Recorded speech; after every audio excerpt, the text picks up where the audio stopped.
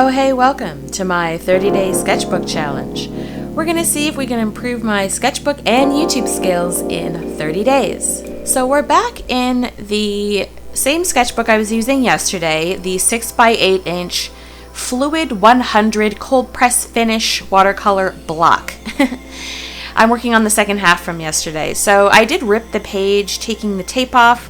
Always underestimate the strength of painter's tape. I expect to just tear it off clean, and it did take the paper with it. Damn it. I meant to mention in the last video, I did attempt to make galaxies/nebulae back in 2016 when I first got into watercolor and then dumped it to go back to digital. I was using a sketchbook and I was kind of unaware of how important paper was back then. It was difficult, but they did happen. I'll show them on screen.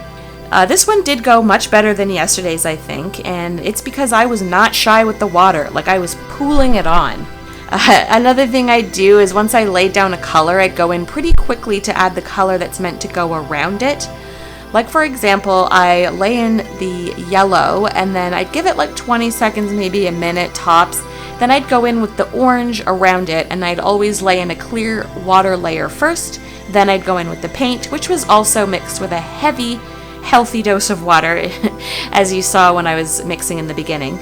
Then I would go in, after I did the orange-red color, I would go in with the reddish purple. And before the red was dry, I would go in with that reddish purple, and then I would go in with the indigo black before the reddish purple was dry. I think you get the idea. I hope it makes sense.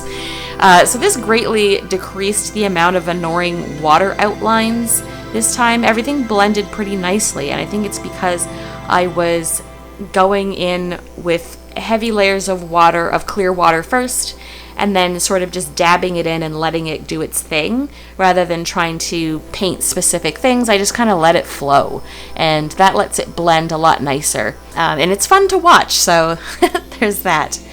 I did struggle to get dark enough blacks this time, though, I think. I did end up going back in a lot to try and get the edges to get like an inky jet black, you know. Still, I love this one. I tend to always gravitate towards pinky, purpley colors for nebulae, so I wanted to go in and do something completely out there for me. I should have done a greeny yellow cyan one. I'd like to try that, but I do want to switch to planets for the rest of the week. These were so much fun though, and I feel like I want to do more. I may do more. We'll see. I have to be honest, I had an appointment today, did my grocery run after, and well, my local art store is so close. I did get a couple brushes. This location of the store has very limited stock, but it's so much easier than going downtown and dealing with the now, what I will say is now world-renowned shitty Toronto traffic. I got a really tiny liner and a nice round that looks like it might actually keep its point as it's meant for detail. I did this because I'm really struggling with the stars here, as you can probably see in these close-ups. The Series 7 brushes are not good for this, unfortunately. In fact, they suck.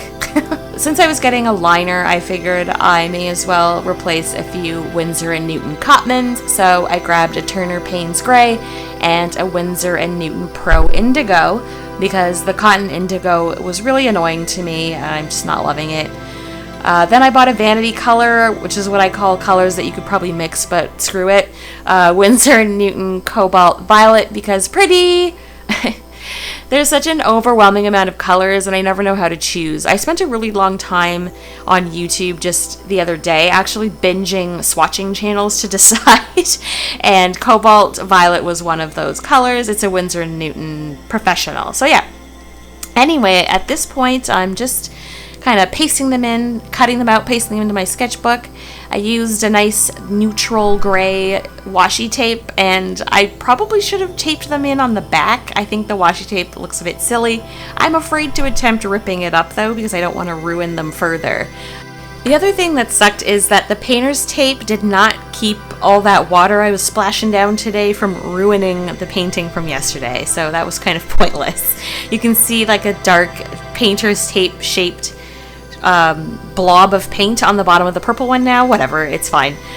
This was me dumping all my crap out because I was trying to get something out of this container and I could not get it, and it was driving me nuts, so excuse my little outburst. Anyway, just labeling, and we're pretty much done here. These were super fun. We are going to move on to some planets and continue Space Week. 2 quick disclosures. If you found me through this challenge, I also do digital art, as well as I'm building a print shop business as a side hustle, so you will also see that kind of content on this channel. Also, I will be returning to uploading once a week every Friday once the challenge is over. So if you're enjoying watching me bumble through watercolor, make sure to hit that like button. If you want to follow along and tune in, maybe consider subscribing. And if you want to draw along, please do, and let me know in the comments. Also, if you have any art supply tips or anything like that, I'd love to hear it. Thanks for watching, and I'll see you in the next one tomorrow. Bye!